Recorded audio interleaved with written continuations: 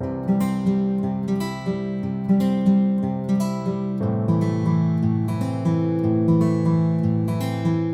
1936, après la victoire du Front populaire aux élections législatives, dans toute la France, il y avait les fêtes de la SFIO.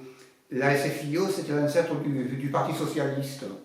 Et dans les Alpes-Maritimes, ces fêtes se déroulaient dans les bois de Villeneuve-Loubet, Mougins et Mouansartou, tous les étés. Alors, mon père, en tant que militant de la SFIO, s'y rendait pour voir les camarades. Et c'est à cette occasion qu'il fit la connaissance de Pierre Viennot et son épouse, qui possédaient une propriété à Cabris.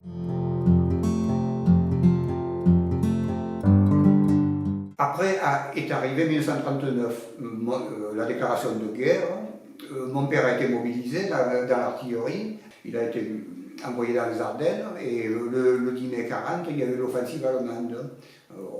Il ne faisait que de reculer, et ils ont reculé jusque dans la Creuse. Mon père avait la carte de la France, et puis il marquait lorsqu'il y avait l'ennemi qui nous faisait reculer, quoi. Quand mon père est parti, j'avais 3 ans, quand il est retourné, j'en avais 9, que je ne connaissais pas, enfin, à part les photos.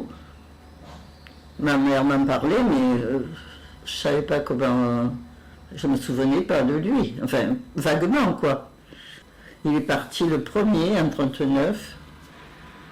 Ils ont été arrêtés du côté de la Suisse, peut-être. Il était réserviste, parce qu'on était 3 enfants, dont un handicapé. Et tout ce régiment, c'était les plus âgés, puis qu'il y avait de la famille. Et donc, il n'était pas sur le front, mais il était réserviste au Mont-Chauve, je ne sais pas, dans les Alpes, là, quelque part. Là.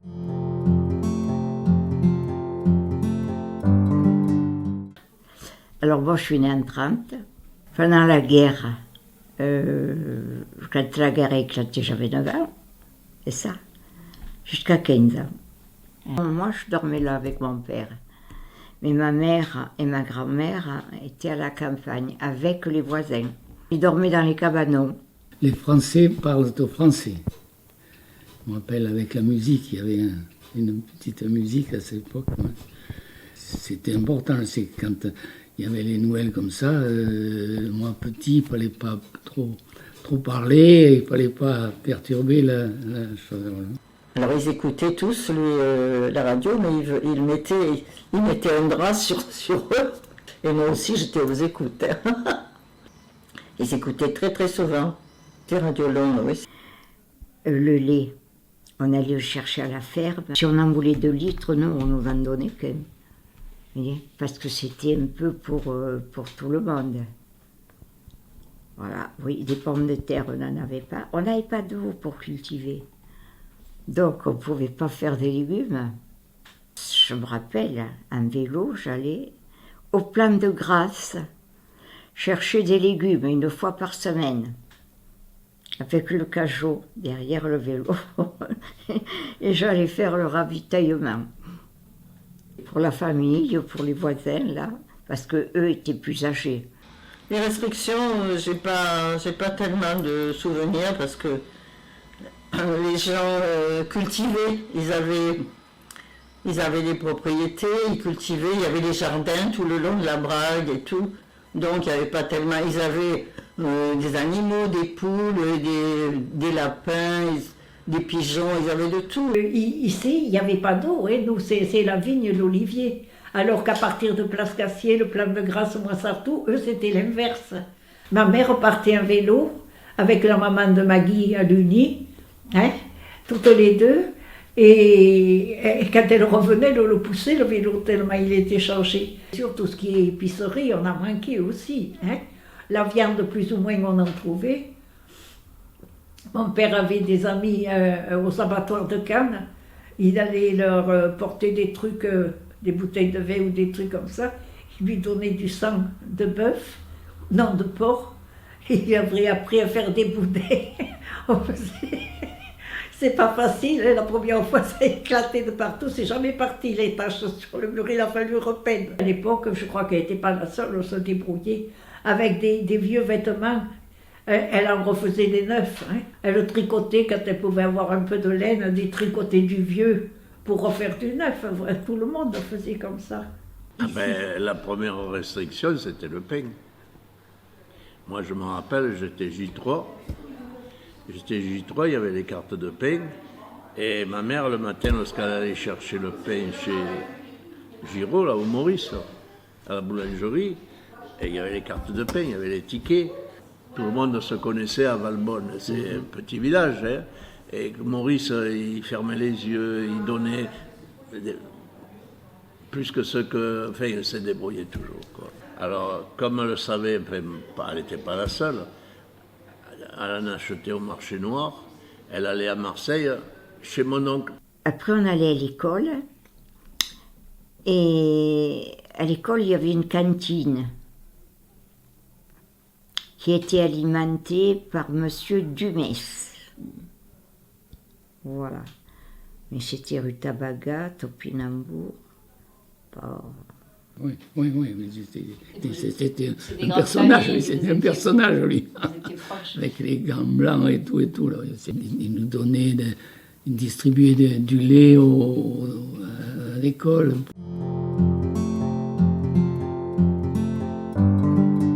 Les résistants à Valbonne, on ne savait pas même. On ne savait pas qu'il y avait des maquisards ou des résistants, tout ça. Les gens ne faisaient pas attention à ça. Madame Viennot a reçu pour mission de se réfugier à Cabris et d'organiser la SFIO clandestine. Et elle a contacté mon père, disons, à la mi-42. Elle lui a demandé s'il voulait faire partie du réseau, et bien entendu, depuis 1941, il cherchait un peu à s'introduire à droite à gauche, et il a accepté comme agent de liaison. Et à la fin 1942, il a reçu la visite d'un agent du SOE. Alors le SOE, c'était une organisation britannique, en anglais ça s'appelle Special Operation Executile. Moi je sais pas dire. C'était un organisme de subversion. Cet agent lui a demandé s'il pouvait cacher un poste émetteur clandestin. Alors, possédant une campagne ici, avec un cabanon et un poulailler, il a accepté. Cet agent avait des rapports envoyés à Londres et il venait émettre au domicile de mon père, au 32 boulevard Carnot. Mon père, il surveillait le croisement pour voir s'il n'y avait pas une voiture suspecte. Dans la résistance d'opérateurs radio, c'était l'activité la plus dangereuse. Voilà, alors ça a duré pendant 2 mois. Un beau jour, mon père s'est aperçu que le poste n'y était plus. Et à la place, il y avait une musette et il a regardé. Et c'était des grenades quadrillées.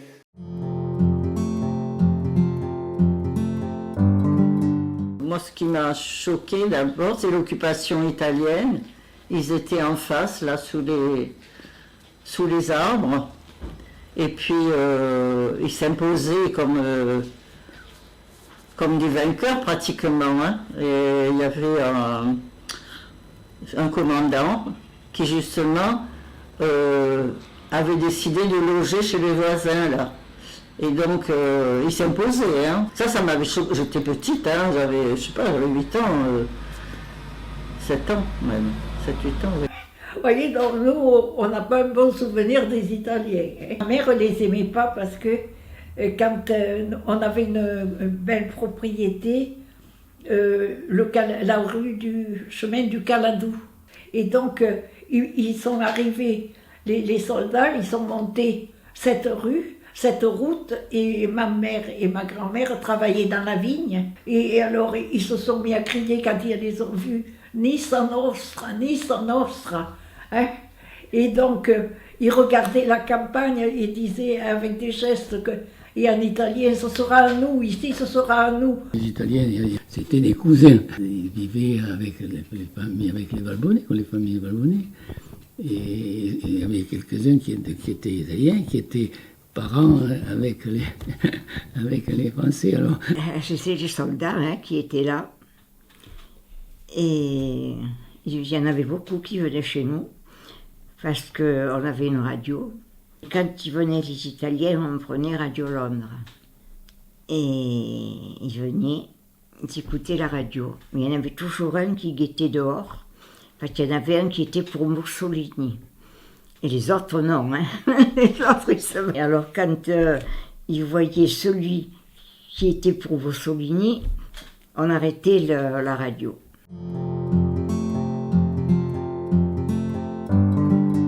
J'avais connu les Allemands lorsqu'on allait ramasser la fleur de jasmin à Mougins, à Saint-Basile. Je me rappelle parce qu'il y avait plein d'Allemands. La route, elle n'était pas large comme ça, il n'y avait qu'une voie petite. Ils se garaient sur le côté des Allemands, des camions allemands, il n'y en avait pas. Ils étaient là à Burton, au domaine de Burton. Ils étaient... Bon, ils étaient partout, bien sûr. Ils avaient occupé surtout les grandes propriétés, les petits châteaux qu'il y a, le Castellarras, Beaumont, tout ça, ils ont occupé ça. Moi, je me souviens, il y avait des Allemands qui étaient ici, qui étaient des pères de famille, ils étaient là, la réserve. Il y en avait quelques-uns, les jeunes étaient un peu plus, mais les anciens n'étaient pas méchants. Mon père, il travaillait chez le général de Parthenay, le comte de Parthenay, la campagne, la Louisiane. Voilà. Et il connaissait Corne. Corne, c'était le seul docteur de Valbonne. Et Corne, il était juif. Et quand ils attrapaient les juifs, il est parti, il est venu là, chez nous, chez mon père, et il a dormi une nuit ou deux dans le grenier. Et puis après, il est parti. Et il est monté à la montagne, chez des parents à Glorieux, les Glorieux de Valbonne, qui avaient la ligne de car. Ils avaient des parents là-haut, il est monté là-haut, et il est revenu quand ça a été fini. Voilà. Et en cadeau, il m'avait donné son vélo. Voilà. Je sais que ma mère, elle allait lui apporter à manger en bas de la récence. D'ailleurs, après, ça a été le médecin de famille. Hein. À l'automne 1943, on lui a envoyé deux maquisards du maquis de Clavier.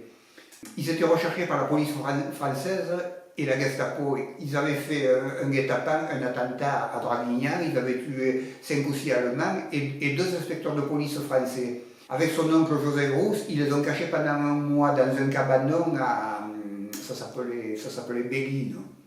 Et ils les ont ravitaillés pendant 2 mois. Après, avec d'autres contacts, ils les ont fait évacuer dans le maquis de Peyroul, dans les Alpes de Haute-Provence.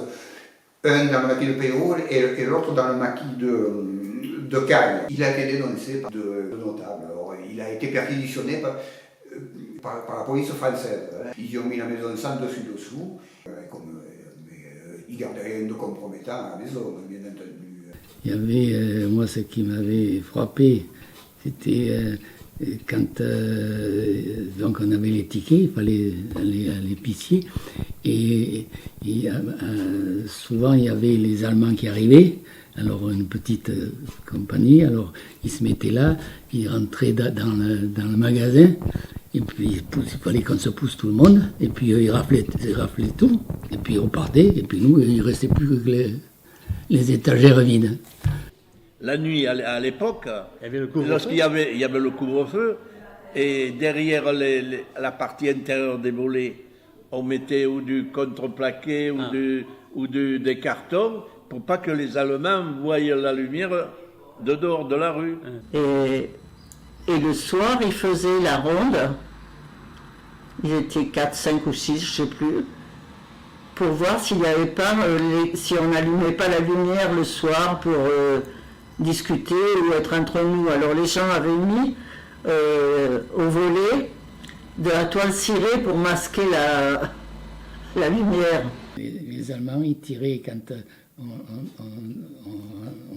n'éteignait pas bien les lumières des maisons, là. C'est pas de mal, mais il faut faire peur. Fermer les fenêtres au maximum. Hein. Les trucs bleus, c'était sur les véhicules aussi, sur le vélo aussi, on mettait ça pour pas qu'on voit trop de loin. Le soir, il passait dans la rue, on a entendu les bottes, boum. Ces bottes, ça vous faisait peur. Hein. Vous faisait vraiment peur. Ce bruit de bottes, ça tétanisait tout le monde. Chez nous, on avait du raisin, hein, et ils venaient, les Allemands, ils achetaient le raisin pour l'envoyer chez eux. Par contre, sur la place, là, il y avait un orchestre symphonique, c'était d'une beauté. Il y avait, mais je crois qu'il y avait tous les instruments réunis, hein. Piano à queue, la harpe, j'avais jamais vu une harpe. Pour moi, c'était gigantesque vu ma taille. Hein. Et ils faisaient des concerts comme ça. J'avais pas le droit d'y aller, mais je disais que j'étais chez la copine, et puis j'étais là-bas, j'allais écouter la musique. La musique, ça m'attirait. Alors donc, je me précipitais pour aller écouter. Et ma mère venait me chercher, je me sentais tirée par le dos, comme ça, par la jupe. Tu rentres à la maison. Ok, je rentre à la maison. Ça, c'était pour faire comme s'ils avaient de l'amitié pour nous, s'ils étaient décontractés, quoi. Et moi, par contre, j'en ai de très bons souvenirs, parce que là, chez le docteur Gribelin, c'était une grange, là. Donc, ils avaient des lits, comme ça, hein. Et le soir, quand ils rentraient, ils s'asseyaient là sur le banc, dehors de mes grands-parents. Et moi, de la maison de mes parents à la maison de mes grands-parents ici, dans la rue, j'étais petite, je courais, je venais toujours chez mes pépés. Et donc, ils me voyaient, ils me connaissaient, mais ils me parlaient, ils me prenaient sur les genoux et ils pleuraient. Ils avaient les larmes aux yeux. Et je comprenais, dans ma petite tête, qu'ils avaient des enfants de mon âge. Mon père avait au château de Beaumont des Américains. Ils étaient devenus amis avec mon père, avec mes parents, donc ils communiquaient un peu pour savoir un peu ce qui se passait chez eux. Donc moi, j'allais quelquefois, quand mon père allait voir, on allait voir les Allemands là-bas, et lui il disait, moi je suis responsable, c'est moi qui suis le gardien de là. Alors, ils nous laissaient faire, on allait se baigner, moi je me souviens de se baigner, quand il y avait la piscine, ça attendait un peu se baigner. Dans le château, ils ont vidé le château, ils avaient emporté toute leur chanterie, tout ce qui était ça, ils ont tout emporté en Allemagne, chez eux c'était les officiers, ils ont tout emporté chez eux. Le frère à ma mère, Dido, il était gardien au château de Beaumont. Et les propriétaires, c'était des Américains. Ils venaient plus, il y avait la guerre. Et ce qui était un peu responsable, c'était Maître Brouillet, qui gérait un peu le château. Et mon oncle était gardien pendant la guerre. Mais seulement, il a été réquisitionné, il y avait toute la smada allemande, tous les gradés, tout ça. Bon, les Allemands, ils mangeaient bien, hein, les gradés, ils mangeaient bien. Et il y avait toujours du pain qui restait. Mon oncle le prenait et l'emmenait chez lui. Lorsqu'on avait été un peu juste, qu'on avait mangé un peu trop, ma mère me disait, monte chez tonton, tu vas demander du pain. Alors il y avait une alcôve, je me rappellerai toujours, on allait là-bas, il y avait un truc en hauteur, il y avait des planches, ils mettaient là. C'était pire qu'un morceau de viande. On aurait dit que c'était de l'or, quoi. Ils te coupaient ça, là. T'es petite, ça va? Ah, je sais pas, moi, ouais. On allait danser. Il y a un chemin qui s'en va en face du stade. On prenait ce chemin, on descendait à la rivière. Et là, il y avait un endroit assez grand où on pouvait danser. On dansait là-dessus.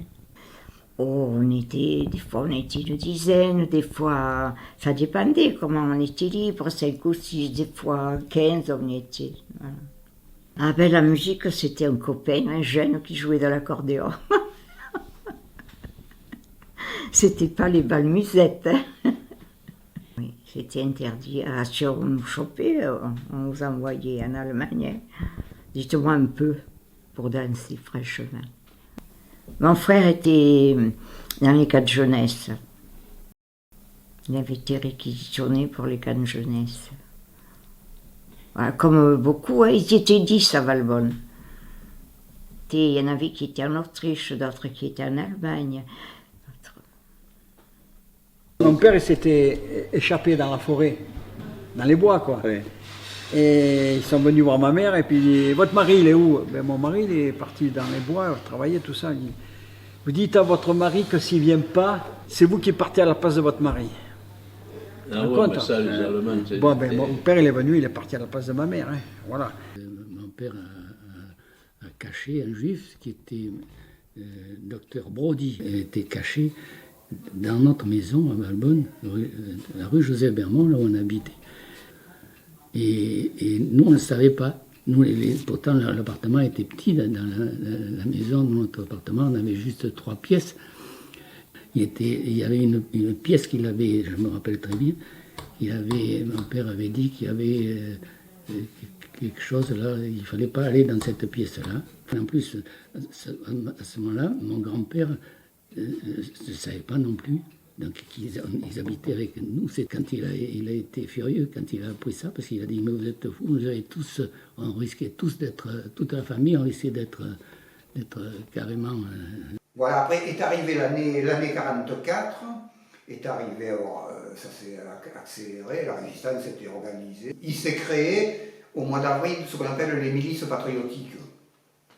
C'était à l'initiative du Parti communiste. C'était dans toutes les villes, dans tous les villages, il y avait des militants sûrs qu'il fallait que le jour de la libération, ils prennent le pouvoir, ils aident les forces alliées qui arrivaient, qui les guident, qui destituent les municipalités pétainistes. Vers le mois de juillet 1944, mon père est monté chercher à Cabris les papiers officiels pour prendre la mairie, les papiers de la résistance, les tampons et tout. Et les brassards tricolores à Cour-de-Lorraine, qui les a emmenés un jour en vélo au péril de sa vie.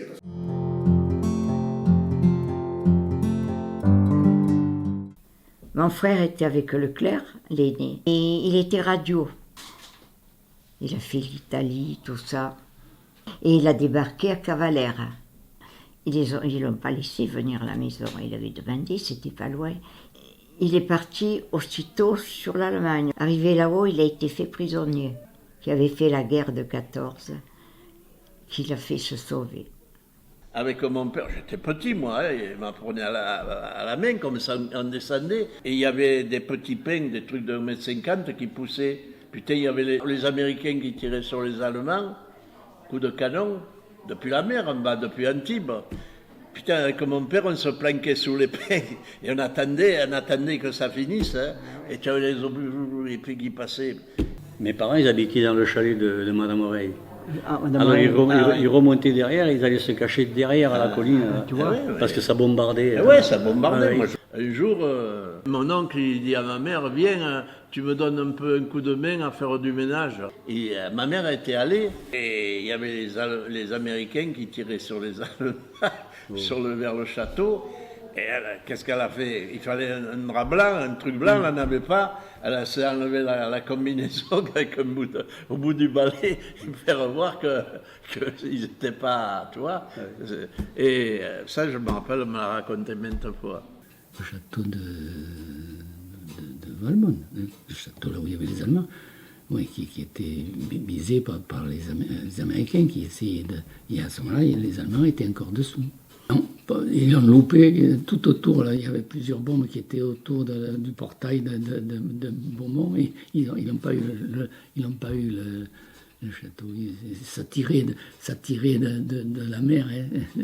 Donc, c'était pas précis du tout. Hein. Alors, lors du bombardement de Grasse, figurez-vous que les Américains se sont trompés de cible. Ils devaient arriver sur Grasse à 1h, où c'est qu'il y avait certaines serres qui devaient briller et devaient envoyer dessus parce que les Allemands se trouvaient en dessous. Et ils se sont décalés en heure et c'est d'autres serres qui ont scintillé. Donc ils ont envoyé des bombes à cette époque-là. Et ma tante était en train de préparer le marché, puisque c'était des maraîchers, comme mon père. Et moi, étant gamin, j'adorais les animaux. J'étais allé voir ma tante, je lui avais dit, je veux aller voir la vache qui se trouvait à 600 mètres. Elle me dit, eh ben vas-y, tu es assez grand maintenant pour aller voir la vache. J'avais 5 ans. J'ai dit non, mais moi j'ai peur de la vache et donc j'ai besoin de Janine, ma cousine. Elle avait 4 ans de plus que moi. Et elle a dit à sa fille, amène le petit voir les vaches. C'est à ce moment-là qu'ils ont bombardé, ils ont tué ma tante et écrasé toute la maison et tout ce qu'il y avait autour. Et j'ai été sauvé parce que nous nous trouvions à 600 mètres de l'impact. Donc on s'est retrouvés complètement dans la nuit pendant 24 heures. Le bombardement avait soulevé une poussière énorme, c'était nuit, complètement nuit. On a passé la nuit à la Belle Étoile avec ma cousine. Donc quand le bombardement a eu lieu, il y a eu un cordon sanitaire qui s'est mis autour et interdiction absolue de rentrer dedans puisqu'on ne voyait rien. On a été porté disparu pendant 24 heures. Et le lendemain matin, mon grand-père et mes parents qui me cherchaient m'ont retrouvé au pied d'un rocher qui faisait une quinzaine de tonnes. On était adossés au rocher et il avait été déraciné et nous, il était tombé à côté de nous. J'ai été sauvé parce que je voulais voir la vache et j'ai sauvé ma cousine parce qu'elle m'a amené voir la vache.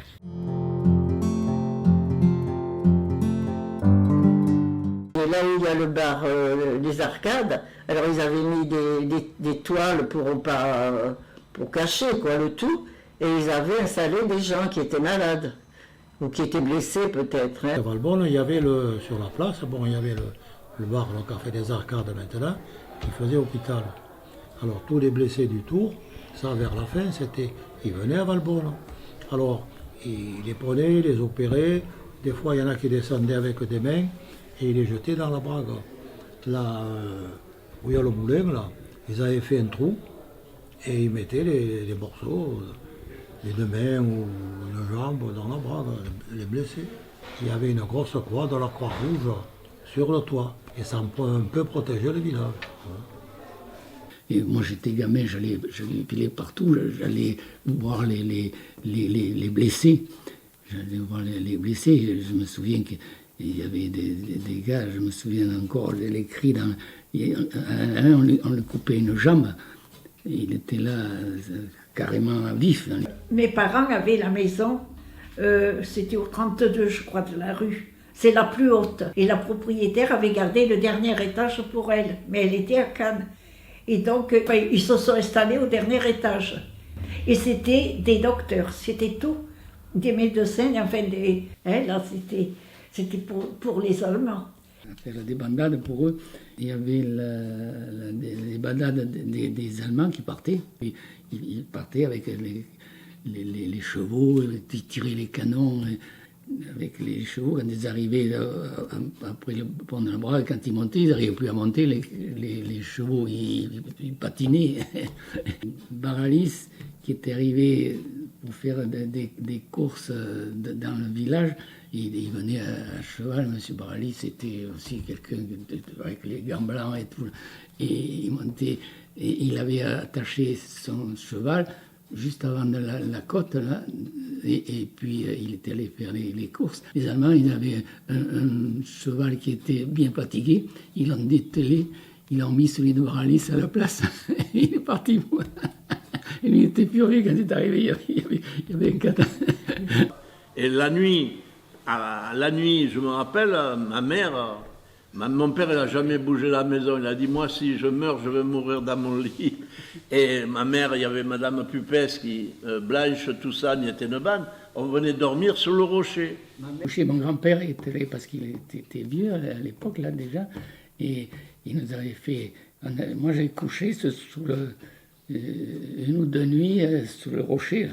Juste sous le moulin d'huile, le moulin de la Brague. Hein. Bon, la seule chose qu'il y a eu, qui a été une grosse catastrophe, c'est quand ils sont partis, qu'ils ont fait sauter le pont. Hein. Comme tout le monde, on était jeunes. Lorsqu'ils minaient le pont, alors ils faisaient le trou dans les piliers du pont, puis après ils mettaient les charges, et on regardait les Allemands, ils disaient rien. Ils ne se cachaient pas, les Allemands. Hein. On a entendu une grosse détonation, mais on ne savait pas ce que c'était. Mais on se demandait ce qui se passait. Et c'était le matin à 5 heures. Ma mère, elle se lève pour voir à la fenêtre s'il n'y avait rien de... Putain, le truc, il a sauté. Elle est partie en recul. Je m'en rappellerai toujours. Mes parents, ils habitaient là, dans la maison qui fait l'angle, là, la rue des Rochers, là. Et donc, moi, justement, j'avais beaucoup de contacts avec monsieur et madame Bruno, et j'étais souvent chez eux. Et justement, quand il y a eu le débarquement ici, elle nous a appelé, madame Bruno, elle nous a dit, bon, vite, vite, venez, on s'en va, parce que les Allemands vont partir, et ils risquent de faire, peut-être assassiner les gens, ou faire, on ne sait pas. Alors, on est parti, nous sommes montés derrière, tout en haut. Il y avait une grotte. Et on était dans la grotte. Et c'est de là, justement, on dominait l'île. C'est de là qu'on a vu quand le pont a sauté. On a vu la lueur, enfin le bruit, et puis la lueur, et puis le lendemain, on a vu, hein, on a pensé tout de suite qu'il y avait... Chacun a été surpris hein, de voir ça. Puis ils ont miné tout le jardin. Où il y a le jeu de boules, il y avait les jardins de mes grands-parents aussi, tout était miné. Hein. Après ils ont déminé, mais je suis sûre qu'il y en a encore. Hein. Alors avec quelques Valbonnais sûrs, dont son oncle Joseph Rousse, Louis Boucaron, Louis Giordano, Joseph Seitre, Joseph Pagano et Pierre Gloriot, qui faisait partie des milices patriotiques, tout ça. Alors, la veille du 24 août, tout ça, il leur a donné une grenade à chacun, tout ça. Et ils sont allés à la mairie, il y avait Morin, il y avait une partie du conseil municipal, et ils ont mis en état d'arrestation. C'est Pagano qui a pris la tête du comité de libération, Boucaron la tête des milices patriotiques, et c'était un peu eux qui commandaient.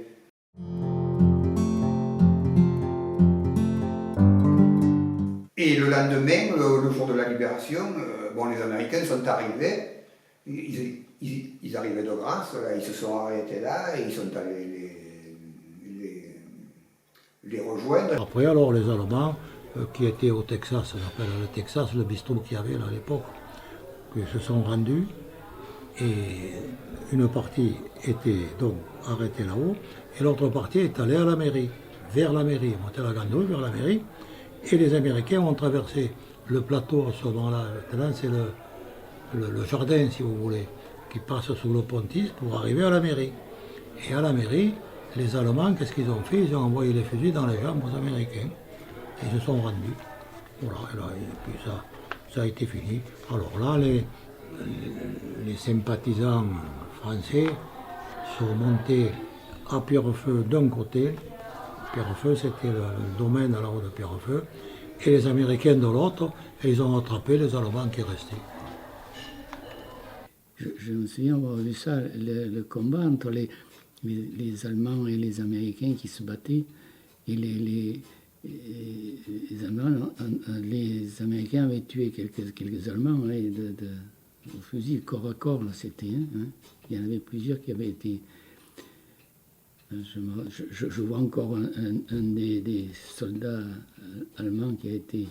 C'était un jeune officier qui avait été tué, là. Moi, j'étais gamin, mais c'était voir une personne morte, ça me donnait l'impression, quoi.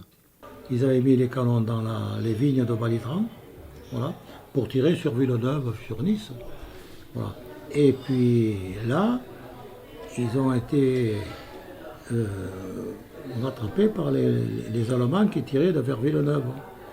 Il y a eu des canons de Chaviré, il y a eu Balitran qui était sur son balcon qui regardait, qui a été blessé. Parmi les parachutistes américains qui ont libéré le village, se trouvait un agent de l'OSS, l'Office of Strategic Service. C'était l'ancêtre de la CIA. Un des Valbonnais, membre de la milice patriotique, Joseph Seitre, se porta volontaire pour l'accompagner, car à Villeneuve se trouvaient des batteries allemandes qui pilonnaient de Valbonne. L'agent américain prit contact avec les FFI de Villeneuve qui le guidèrent jusqu'au aux batteries allemandes. De là, il put donner la position exacte aux artilleurs américains qui se trouvaient dans la Vignasse. Et puis alors les Américains, ils ont tout plié vite leur matériel et ils ont changé de place, ils sont allés plus loin, ils sont allés vers Sainte-Hélène, tout ça, se remettre en ligne. Les premiers, c'est les Canadiens. Alors, ils sont arrivés ici. Alors moi, ce qui me semblait extraordinaire, c'était les moyens de locomotion, dont les jeeps, ça me disait, mais je regardais ça, les camions, tout ça, c'était toujours dans les mêmes tons de gris-vert, là. Et puis ce dont je me rappelle, c'est le chewing-gum. Alors ils nous donnaient des chewing-gums. Ça, j'en ai marché quelques-uns. Lorsque les Américains ils sont arrivés, ils se sont tous assis là tout le long de la rue parce qu'il n'y avait qu'une voie. Ils n'en pouvaient plus que tout leur bardac qu'ils avaient là. Tous les gamins, on allait chewing-gum, chocolat. Ils en avaient en pagaille. Nous, on ne savait pas ce que c'était. C'était la fête pour nous. Hein. C'était la fête, oui, quand ils étaient tous, quand ils nous ont distribué. Ils étaient tous dans la place des arcades. Hein. Ils étaient tous devant les commerces. Et puis, ils nous donnaient vite des bonbons et des trucs. Alors on partait. Moi, j'étais gamin. Ils nous donnaient toutes sortes de gâteries. Toutes les nanas de Valbonne qui avaient 18-20 ans à l'époque, les Américains, les faisaient monter sur les chars et tout, leur donnaient des... Et nous, ils nous jetaient aux plus petits des bonbons, des chewing-gums. C'est là qu'on a connu les chewing-gums. À la Libération, ils avaient mis un mât quand même. Hein, et puis quelques guirlandes avec des petits drapeaux. Enfin, tout le monde dansait, les jeunes, les vieux, les petits. Enfin, c'était la grande fiesta.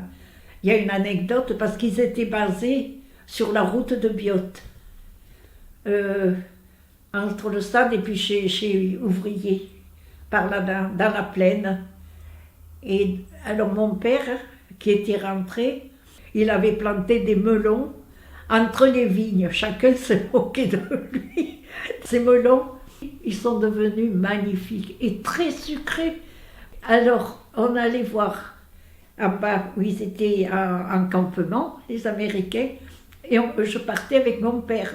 Il me mettait une musette autour du cou et lui, il avait un sac à patates plein de melons, hein, et une bonbonne de vin. On avait notre vin, hein, comme toutes les familles d'ici, on faisait notre vin.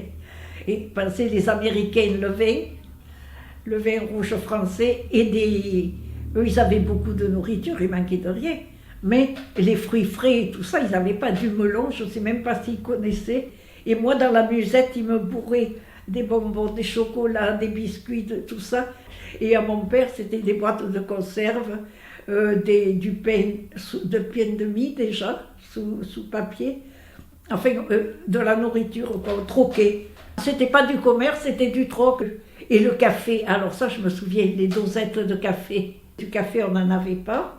Quand on pouvait avoir un peu de chicorée, c'était déjà un grand luxe. Alors quand il y a eu ces petites dosettes, et je suis toujours restée avec ce goût, parce que pour moi, je préfère la poudre Ness, hein, et c'est un souvenir qui est resté gravé dans moi. Et quand les Américains sont arrivés, moi j'avais 5 mois, hein, j'étais tout petit, oui. 5 mois. Et ma grand-mère, elle me prenait dans les bras, et elle allait dans le village voir les Américains, mais elle espérait avoir du pain ou autre chose. Il lui donnait un paquet de cigarettes. Des chewing-gums, du chocolat. Et alors les cigarettes, bon, je ne sais pas qu'est-ce qu'elle en faisait, peut-être qu'elle les échangeait ou les donnait. Hein.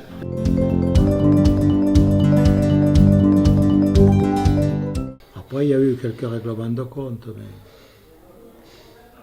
ça s'est passé plutôt entre Valbonnais. Après, une fois que le mois d'août s'est terminé, que les Américains ont commencé à partir, ils sont restés un peu après. En septembre a commencé un peu l'épuration. Alors les pétainistes les plus durs, les plus investis, le comité de libération les a fait aller à Cannes, à Montfleury, un peu en tôle, en prison. Ils sont restés 15 jours, d'autres un mois, d'autres les plus ultra de 2 mois, de 3 mois. Alors, ils en ont envoyé une trentaine, 30-35. Avec cette histoire d'épuration de Montfleury, ça a fait un tort formidable. Alors ça a créé des haines qui ont duré pendant 40 ans. La mairie, ceux qui étaient en poste à la mairie, faisaient des menaces envers mes grands-parents. Et mon grand-père maternel était encore italien. Et j'avais un oncle qui s'appelait Alfiero. Alfiero. Il a attrapé une maladie. Ouais. Il est parti dans un sanatorium en Italie. Et mon grand-père allait le voir. Allait voir son fils qui était, pas mourant, mais enfin qui était un sanatorium. À Valbonne, les gens, soi-disant, mon grand-père allait donner des renseignements aux Italiens. Vous voyez ce que je veux dire? Comme un espion. Pour espion, quoi. Alors que c'était pas vrai. Il allait voir son fils, c'est tout. Vous avez le relais de la poste, où il y avait l'ancienne poste, ils étaient là attachés. Alors, mon grand-père a été interné, Piti. Il l'a emmené à Marseille, là-bas. Est-ce qu'ils ont su que mon grand-père allait voir son fils qui était tuberculeux, tout ça, je sais pas quoi? Ils ont été libérés et puis ils sont revenus à Valbonne. Lors des premières élections municipales de l'après-guerre, le 29 avril 1945, la première fois où les femmes françaises votaient. À Valbonne, il y eut 3 listes. Une liste républicaine et socialiste conduite par le docteur Haddad Simon, pseudonyme le commandant Ferrand dans la Résistance, dont le fils avait été tué par la Gestapo. C'était une liste républicaine et socialiste dont figuraient une douzaine de Valbonnais, dont mon père. Une seconde liste communiste conduite par Joseph Pagano avec des Valbonnais et une troisième liste de notables Valbonnais. Alors, le résultat de ces élections, que c'est la liste des notables Valbonnais qui fut élue, grâce à l'affaire de Montfleury qui porta un tort terrible à la liste communiste et à la liste socialiste. Mon oncle, d'abord j'ai un oncle, l'aîné Rigoletto, il a été prisonnier 5 ans en Allemagne, 5 longues années, donc il a été libéré par les Américains en avril 1945 et il est arrivé à Valbonne seulement en juin. Il était prisonnier dans un camp et après, comme tous les Allemands, même les plus jeunes, étaient partis donc, à la guerre. Il demandait s'il y avait des volontaires pour travailler dans les fermes. Et il a dit, oui, je suis volontaire pour travailler dans les fermes. Ils étaient dans un camp, ils montaient dans les camions, ils passaient de ferme en ferme, et le soir, en fin de journée, hop, ils les récupéraient et ils les ramenaient dans le camp. Et ils étaient traités vraiment comme des prisonniers. Et son frère, Alfio, il a été donc contraint au travail obligatoire, STO, de 42 à 45. Alfio a été libéré également en 45, mais il est arrivé à Valbonne en octobre. En plus, il avait des vêtements en rayon, il n'avait plus de vêtements. Et il avait eu la mauvaise idée de mettre un pantalon d'un sous-officier, d'un soldat sous-officier allemand. Les Américains l'ont arrêté et ils pensaient que c'était un espion. Donc il s'est retrouvé à Marseille au camp de Sainte-Marthe et il est resté là donc pas plusieurs mois. Mais mon oncle, il était très très maigre quand il est revenu. Il avait la tuberculose. Et quand il est arrivé, peu de temps après, ils l'ont envoyé au sanatorium à Briançon. Mon père, il est revenu au mois de juillet, août ou septembre 45. Quand il est revenu, mon père, il était comme ça, il était maigre, quoi. Et pendant 6 mois, maman, enfin, l'estomac s'était retréci, quoi. Elle le nourrissait avec du café et du pain trempé, comme ça, pour que ça passe. S'il se refasse sur le main. Voilà. Ils se sont échappés. Ouais. À 7 ou 8, ils sont partis, personne ne savait conduire, il n'y avait que mon frère qui conduisait une moto. Le reste, il n'avait jamais conduit une voiture. Eh bien, ils sont partis. Ils ont volé cette Jeep, c'était une Jeep. Je ne savais pas où il y avait la lumière. Dans les tunnels, ils touchaient à droite et à gauche. Mon frère, quand il me racontait avec ses copains, c'était pas du fleuret. C'était à la fin, oui, vers la fin, hein, mais ils étaient toujours, on peut dire, prisonniers, puisqu'ils étaient dans le camp de jeunesse. Oui, mais enfin, ils sont tous retournés en vie. Et pendant ce temps, mon papa, il était prisonnier. Ils étaient dans un salag, c'est sûr. Et puis ils allaient dans une ferme. Mais c'était toujours la même ferme. Mais les gens ne devaient pas être tellement nazis. Ils devaient subir eux aussi, hein, certains. Ils ne devaient pas être d'accord aussi avec la guerre. Hein. Quand il est revenu, 6 ans après, ma mère disait 5 ans. Je dis non, je regrette, c'est 6 ans. Il est revenu en 1945. Il est revenu des derniers, au mois d'août, par là. Et je me souviens, on a été le chercher à la gare avec monsieur et madame Ponce qui avait le bar sur les arcades, là. Et monsieur Ponce, il m'a pris dans les bras, il m'a jeté dans les bras de mon père. Voilà. Tout le monde est arrivé chez nous. Il y a un copain de mon père. Il y avait plein de monde chez nous. Il a dit à mon papa, tu peux être fier de ta femme. Elle a tenu sa place.